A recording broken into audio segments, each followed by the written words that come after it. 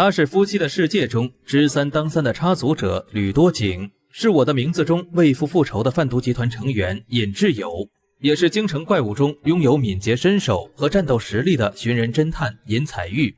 她的外貌漂亮而又神秘，五官鲜明，拥有异国风情，甚至还被 L 评价为一种怪物级、现象级的美。但随之而来的争议也让她备受关注，使得她的形象受到严重影响。如何重建观众对自己的信任，成为他需要面对的一大挑战。他就是拥有小宋慧乔之称的韩少喜。韩少喜本名李少喜，1993年11月18日出生于韩国蔚山广域市。5岁那年，父母离异后，他就跟奶奶相依为命。上4年级的时候，他因为母亲的通缉而被迫搬到蔚山，并因此中断学业1年，直至母亲被捕入狱。他才回到元州重新入读。后来他在蔚山女子高中就读1年之后，转学至艺术高中学习。高中毕业后，他揣着身上仅有的30万韩元，只身跑到首尔学习。期间他选择了啤酒屋作为第一个打工场所，在那里认识的摄影专业的姐姐为他拍摄了简历照。照片一经发布，他便接到了服装品牌 Musinsa 的广告邀约，后来也为瑞子饼干拍摄广告。也是看到这部广告后，一家经纪公司代表黄福勇开始劝服他转战影视领域，不过此时的他并没有接受。后来通过一次网络兼职，他成为韩国 SM 男团 SHINee 的歌曲 Tell Me What to Do 的 MV 女主，外表漂亮而又透露着神秘感。2017年6月，她获得2017亚洲模特节 K 模特大奖广告部门年度模特奖，并在4月出演郑容和首张迷你专辑的主打歌 That Girl 的 MV。 在拍摄动态广告的过程中，她也开始逐渐对演戏产生了兴趣，最终接受了黄福勇的建议，决定成为一名演员，并改名为韩少喜。很快，韩少喜便参演了自己的第1部剧集《再次相遇的世界》，饰演男主角季地的女朋友。虽然戏份不多，但也是打开了演员的大门。同年，他还在《金钱之花》中扮演张富天的情人尹淑媛，一个幻想单纯爱情却又难逃虚荣诱惑的情妇。有意思的是，韩少喜在出道初因为与宋慧乔有着相似的美貌而有了小宋慧乔的称号，不过两人的气质大相径庭，宋慧乔比较清纯柔美，韩少喜则更冷艳一点。或许正因为这个原因，刚出道的他并没有因此火起来。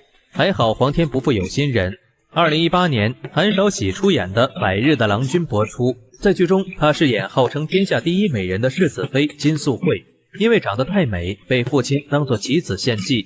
最终这部电视剧收获了 TVN 历代月火剧最高收视率，韩少喜的知名度也借此提高。不过他并没有满足，谈及未来，他说道어쨌든 이제는 좀 이미지적인 부분으로 시청자분들한테 많이 제 모습을 보여드렸잖아요.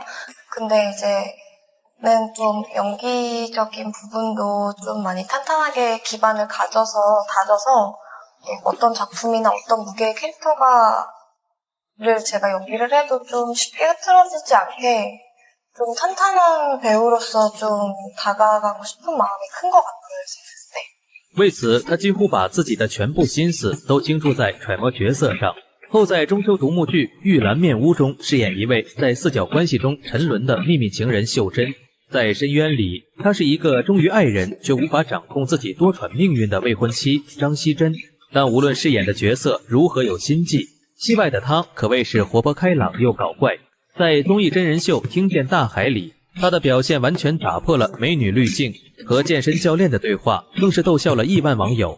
2020年，韩少喜凭借《夫妻的世界》一举成名，在剧中饰演李泰武的出轨对象吕多景，家境优越，堪称白富美，但做的每一件事情都令人三观尽毁。不仅在宴会上公然调情，还特意把刚用过的口红塞进李泰武的包中，直接挑衅正妻池善宇。本以为如此歹毒恶毒的角色设定会被网友们嫌弃，但是网友们却将他夸上了热搜，因为清纯的长相而让观众喜欢起这个可恨又可爱的角色。凭借这部剧，他还获得第56届电视类最佳新人女演员奖提名。之后他也接到了和以往不同的角色剧本，在动作惊悚剧《我的名字》担纲女主，首次扮演女警察的她颠覆了过往的荧屏形象，除展现为父复仇的强悍性格外，更是首次拍摄高强度的动作戏。4年，韩少喜参加第7届亚洲明星盛典，并成功获奖2022 3A 最佳艺人。1年后，他出演的《京城怪物》播出，饰演为了寻找于10年前失踪母亲的下落而来到京城的尹彩玉。这部剧自宣发开始便打着历史加怪物的元素混搭作为噱头，但还没上线 ，IMDB 就直接给了2.9的低分。不过后续他还是继续参与了《京城怪物2》的制作，但在事业之余，韩少喜的生活却是波折起伏。2024年，韩少喜深陷于柳俊烈、李惠利的情感纠纷。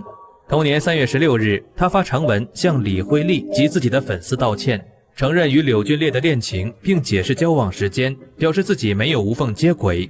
不过，这段恋情却在官宣后不到半个月就宣告结束。可是，这场乌龙恋爱的影响却没有结束。有人扒出他此前在节目中谈及被法国大学录取是说谎。 학교도 붙었었는데 안 갔어요? 못 갔어요. 왜? 그러니까 프랑스 학교 붙었었는데 어머.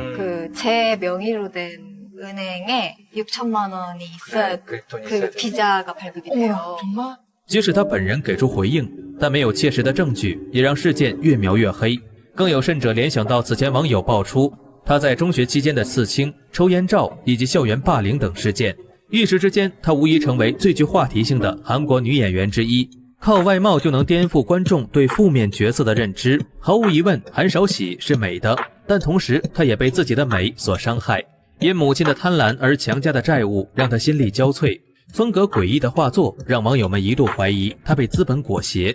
或许她也只是在发泄，身处舆论中心，比起议论猜疑，韩少喜想要的也许是握住生活的笔杆，用自己的方式画出自己的故事。